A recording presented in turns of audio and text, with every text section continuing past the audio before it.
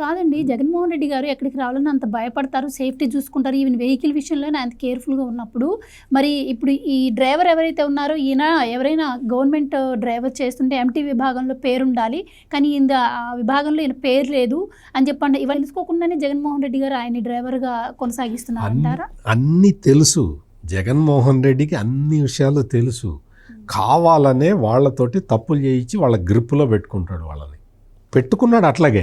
ఈ రోజున ఆ డ్రైవర్ నాకు సంబంధం లేదు, ఆ గవర్నమెంట్ డ్రైవర్ అంటున్నాడు.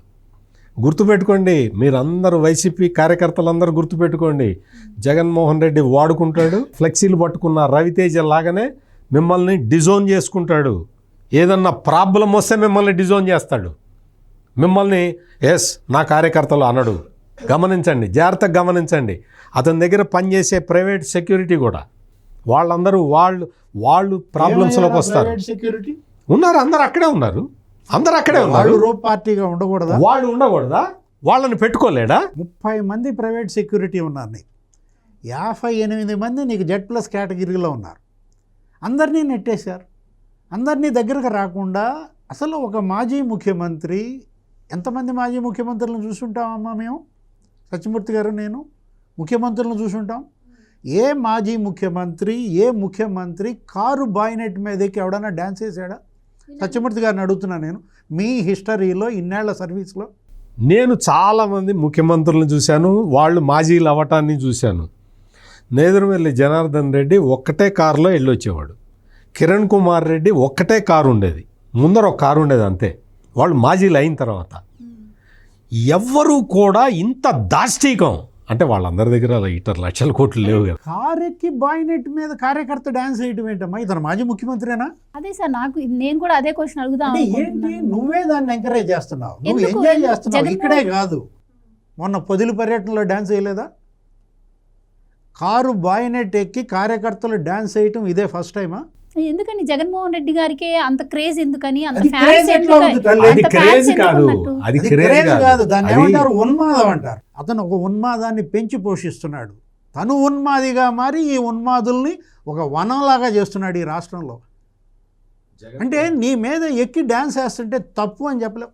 ప్రధానమంత్రి మోడీ మొన్న సభకు వచ్చారు, అక్కడ లైటింగ్లు ఎక్కారు, పెద్ద పెద్ద పోల్స్, లైట్ పోల్స్ ఎక్కితే దిగమన్నాడు. అసలు ఆయన ఆపేశాడు స్పీచ్ ఆపేసి ముందు మీరు దిగండి, నేను మాట్లాడతానన్నారు.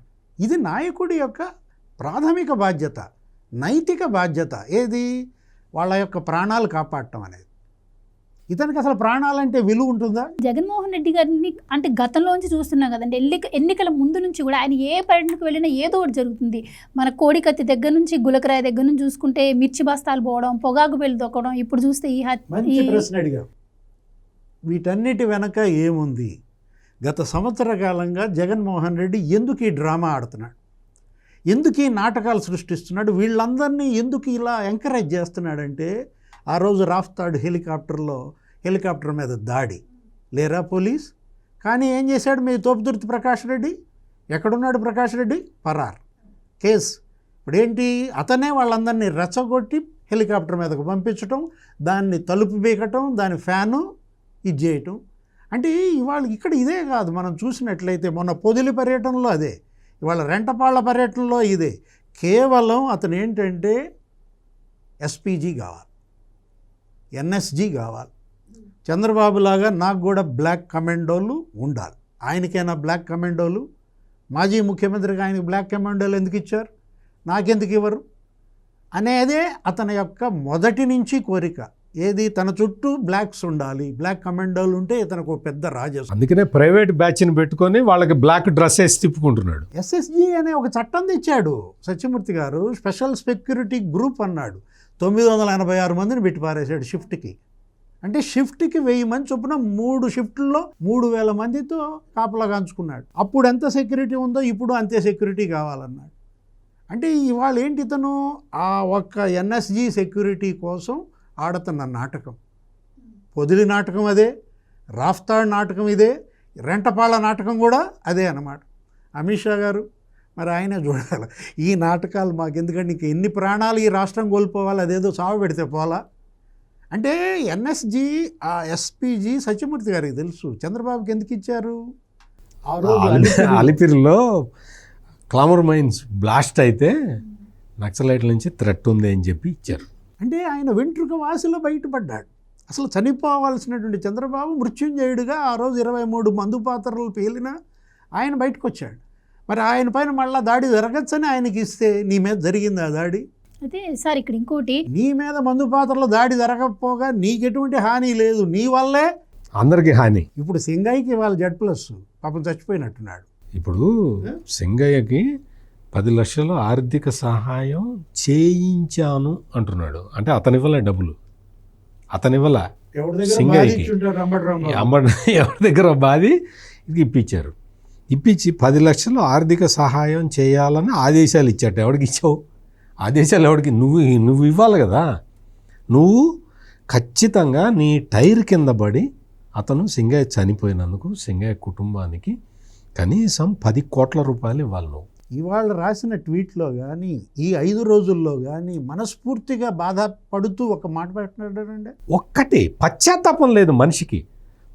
ఒక సింగయ్య చనిపోతే, ఒక దళితుడు చనిపోతే, తన టైర్ల కింద పడి చనిపోతే కనీసం పశ్చాత్తాపం లేదు మనిషికి. పశ్చాత్తాపం కాదు సార్, అది జరిగి 4-5 రోజులు అవుతుంది. జరిగిన వెంటనే జగన్మోహన్ రెడ్డి గారికి తెలిసి అది ఆయన కారు కింద పడింది అని చెప్పి ఆ తర్వాత ఎస్పీ వచ్చి ప్రెస్ మీట్ పెట్టి ప్రైవేట్ వెహికల్ తిరిగి వచ్చేదాకా నాకు తెలియదు తిరిగి వచ్చిన తర్వాతే ఆ రోజైతే తెలిసింది కదండి. ఆ తర్వాత ఎస్పీ ప్రెస్ మీట్ పెట్టి జగన్మోహన్ రెడ్డి గారి కాన్వాయ్ కాదు, దానిలో ఒక ప్రైవేట్ వెహికల్ అన్నారు. ఆ తర్వాత ఆ 4 రోజులు ఈ వీడియో బయటపడే వరకు మధ్యలో 2-3 రోజులు ఎలాంటి న్యూస్ లేదు. కానీ జగన్మోహన్ రెడ్డి గారికి అయితే తెలుసు కదా, మరి ఒక మాజీ ముఖ్యమంత్రిగా లేదు ఆయన నా కారు కిందే పడ్డారు. 100% ఆ వీడియో బయటికి రాకపోతే ఈ ట్వీట్ వచ్చేది కాదు. అసలు ఆ వీడియో బయటికి రాకపోతే అసలు ఆ దళితుడి మరణాన్ని జగన్మోహన్ రెడ్డి పట్టించుకునేవాడు కాదు. ఆ వీడియో కూడా 3 రోజుల తర్వాత వస్తే 4 రోజుల తర్వాత అప్పటి వరకు జగన్మోహన్ రెడ్డి సైలెంట్గా ఎందుకున్నాడు అంటే ఏంటి? నేరం బయటపడకపోతే తప్పించుకుందాము అన్న దురుద్దేశంతో ఉన్న వ్యక్తి ఈ జగన్మోహన్ రెడ్డి. దీనికి తోడు సార్ ఈ 2 రోజుల గ్యాప్లోనే విడుదల రజనీ గారు ప్రెస్ మీట్ పెట్టి మరి ఆవిడ కూడా అదే వెహికల్లో ఉంది అంటున్నారు. కానీ ఆవిడ దీనిపై ఏం స్పందించకుండా జగన్మోహన్ రెడ్డి గారికి థ్రెట్ ఉంది, ఆ ఇంటి దగ్గరికి తాటికాయలు వచ్చి పడుతున్నాయి అని చెప్పి ఆవిడ మాట్లాడుతున్నారు. సో ఈ విషయం అసలు ఆవిడ ప్రస్తావనకి తీసుకురాలేదు. తాటికాయలు అంటే నాకు ఆళ్ళ రామకృష్ణారెడ్డి గుర్తొస్తాడు. అతనే వేసి ఉంటాడు. ఆ తాటి చెట్లు ఉంటే తిరిగేది ఆళ్ళ రామకృష్ణారెడ్డి, ఆయన వేసాడా ఏంటి? ఇక్కడ ఏంటి అంటే డివిఎస్ గారు ఒక ఛానల్లో ఓ పెద్ద స్టోరీ వచ్చింది. జగన్మోహన్ రెడ్డికి ప్రాణహాని ఉంది, ఆయనకి థ్రెట్, చాలా థ్రెట్ ఉన్నది వ్యూహాత్మకంగానే దీన్ని తెర మీద తీసుకొచ్చి ఒక సాక్షి కాకుండా వాళ్ళ సాక్షి సిస్టర్ కన్సర్న్ ఒకటి ఉంటుంది ఛానల్, పెద్ద ఛానల్ అది. ఆ ఛానల్లో పెద్ద స్టోరీ వేసి ప్రచారం చేస్తున్నారు. జగన్మోహన్ రెడ్డికి మీద ఏదైనా కుట్ర జరగచ్చు, ఏదైనా అటాక్ జరగచ్చు, జగన్మోహన్ రెడ్డి ప్రాణానికి భద్రత కల్పించాల్సిన అవసరం ఉంది అని చెప్పి ఆ ఛానల్ 3 రోజుల నుంచి విస్తృతంగా ప్రచారం చేస్తుంది. పాప ఎంత తీసుకున్నారో ఏంటో కానీ. అంటే ఆ ప్రసారాలకి ఈ ఇన్సిడెంట్లకి మధ్య లింక్ మనం ఎత్తుక్కోవాలి, మనం చూడాలి, 2 సింక్ చేసుకోండి. అంబటి రాంబాబు గారు ఒక మాట అంటున్నారు, నా డ్రైవర్ కారు తోలితే ఎవరైనా చనిపోతే నా మీద కేసు పెడతారా అని చెప్పి ఆయన ఒక లాజిక్ పాయింట్ బయటికి తీసుకొస్తున్నారు. అంటే ఇప్పుడు ఖచ్చితంగా పెడతారు. ఎప్పుడు పెడతారు? నువ్వు దిగి ఆ బాధితుడిని వెంటనే చికిత్స అందించే గోల్డెన్ అవర్స్లో నువ్వు ఆదుకోకపోతే నువ్వు కూడా శిక్షార్హుడివే. నువ్వు గనక ముందుకు పోనీయమంటే నీ కారు కింద అయినా సరే ఒక మనిషి పడ్డప్పుడు నువ్వేంటి కనీస మానవత్వం కనుక చూపించకపోతే, అతను ఆదుకోకపోతే, అతను బతికిచ్చే ప్రయత్నం చేయకుండా తొక్కిస్తాం పోతాం ముందుకంటే నువ్వు కూడా శిక్షార్హుడివే. అందుట్లో ఇదే ఉంది. ఈ ట్వీట్ అన్నిటిలో సత్యమూర్తి గారు నాకు బాగా నచ్చిన ఒక సెంటెన్స్ మీ దృష్టికి తెస్తున్నా. ఏంటంటే, మరి ఏది వాస్తవం? మీరు సెక్యూరిటీ ఇవ్వలేదన్నదా, లేక వెహికల్ కింద ఎవరూ పడలేదన్నదా? అదేంటి వెహికల్ కింద వెహికల్ కింద ఎవరు పడలేదు? ఎవరు చూసారా ఎలా లింక్ చేశాడో? అసలు ట్వీట్ రాసినాడని చెప్పుకోవాలి. అంటే సెక్యూరిటీ ఇవ్వలేదన్నది వాస్తవమా, వెహికల్ కింద ఎవరూ పడలేదన్నది వాస్తవమా? అంటే పడలేదా? ఎవరు పడలేదా? లింగయ్య చనిపోయి నువ్వు 10 లక్షలు ఎందుకు ఇచ్చావు? నువ్వు 10 లక్షలు ఎందుకు ఇప్పించావు? అంటే ఈ రెండింటినీ ముడిపెట్టడం ద్వారా సెక్యూరిటీ ఇవ్వలేదు అనేది పాపం ప్రజల్లోకి పంపాలన్న తాపత్రయం. సెక్యూరిటీని అసలు నువ్వు రాణిస్తున్నావా? పోలీసులను అసలు నువ్వు ఇంకా రాణిస్తున్నావా? ఈ ట్వీట్లో ఇంకా జగన్మోహన్ రెడ్డి గారు పడ్డారు వెహికల్ కింద అని చెప్పారు. ఇంకా అంబటి రాంబాబు, విడుదల రజని, రోజే అయితే అవి మొత్తం అయ్యి అసలు పడలేదని ప్రచారం చేస్తున్నారు కదా. ఏఐ గనక అయితే దానిలో బ్లర్స్ ఏమైనా ఉన్నాయా? దానిలో లైట్ అవేమన్నా ఇదవుతుందా? అది ఏఐ అంటే మీరు దాన్ని ఈజీగా ఏఐలో చెక్ చేసుకుని అది ఏఐని రుజువు చేసేయచ్చు. అనేక సాంకేతికతలు పెరిగినటువంటి నేపథ్యంలో ఇవాళ పోలీస్ ఆ మాత్రం తెలియదా? ఏది ఒరిజినల్ వీడియో, ఏది ఫేక్ వీడియో, ఏది ఏఐ వీడియో అనేది నిర్ధారించుకోలేని స్థితిలో ఆంధ్రప్రదేశ్ పోలీసు ఉందా? ఇప్పుడు ఇవాళ మనం చూసాము గూగుల్ టేక్అవుట్ ద్వారా కిరాతక హత్య చేస్తే హంతకులు హత్యకు ముందు ఎక్కడ సమావేశమయ్యారు, హత్య తర్వాత ఎక్కడ సమావేశమయ్యారు కూడా బయట ఆ పెట్టారు. గొడ్డలు ఎవడు కొనుక్కొచ్చాడు? మొత్తం బయటకు వచ్చింది ఏ టెక్నాలజీతోటే కదా. అంటే ఇవాళ వీళ్ళు అంటున్న మాటలు అది ఫేక్ వీడియో కనుక అయినట్టయితే జగన్మోహన్ రెడ్డి ఇప్పుడు రాసిన ఈ 4 పేజీల ట్వీట్లో ఆ మాట ఏది? ఆ మాట ఎందుకని రాయలేదు? అంటే ఏంటి, అతనికి తెలుసు ఇది ఒరిజినల్ వీడియో అని. దాన్ని రోజా, అంబటి రాంబాబు, వైసీపీ వాళ్ళు, సాక్షి మీడియా ఏమని చెప్తోంది? ఫేక్ వీడియో అని ప్రచారం చేస్తోంది. ఇక్కడ ఇది ఫేక్ వీడియో అయితే డ్రైవర్ని ఎందుకు అరెస్ట్ చేస్తారమ్మా? ఎవరా డ్రైవరు? Government driver. అసలు ఫేక్ వీడియో అయితే అతను 10 లక్షలు ఎందుకు ఇప్పించాడండి? అయితే సార్ మరి ఇప్పుడు ఒప్పుకున్నట్టే కదా ఆయనకు జగన్మోహన్ రెడ్డి గారి కారు కింద సింగయ్య అనే వ్యక్తి పడ్డారు అని చెప్పి ఈ ట్వీట్ ద్వారా జగన్మోహన్ రెడ్డి గారు ఒప్పుకున్నట్టే కదా. సో మరి మరోపక్క A1 అరెస్ట్ చేశారు, A2గా ఆయన పేరు చేశారు. మరి ఈయన కూడా ఏమైనా అరెస్ట్ చేసే అవకాశం చేయకుండా ఎందుకుంటారు? చేయకుండా A1 అరెస్ట్ చేస్తే A2ని అరెస్ట్ చేయరా? ఖచ్చితంగా చేస్తారు. A3, A4ను కూడా అరెస్ట్ చేస్తారు. వచ్చాడా తాడేపల్లి? పొద్దున్నే బయలుదేరాడంట 5:30కి. మరి మధ్యాహ్నమే వచ్చేసి ఉండాలి కదా. తాడేపల్లి కనుక వస్తే ఇప్పుడు వెంటనే అరెస్ట్ జరుగుద్ది అనమాట. వాళ్ళు నోటీసులు వస్తాయి. ఆయన నోటీస్ ఇవ్వడానికి తాడేపల్లి వెళ్తే మా బాస్ యలహంకలో ఉన్నారండి అన్నారు. అక్కడికి ఏదో ఫోన్ చేసినట్టున్నారు. మరి ఆయన ఏదో హాస్పిటల్ అన్నారు, అక్కడ హాస్పిటల్కి వెళ్ళారని. అక్కడే హాస్పిటల్లో అడ్మిట్ అవుతారు అనుకున్నారు.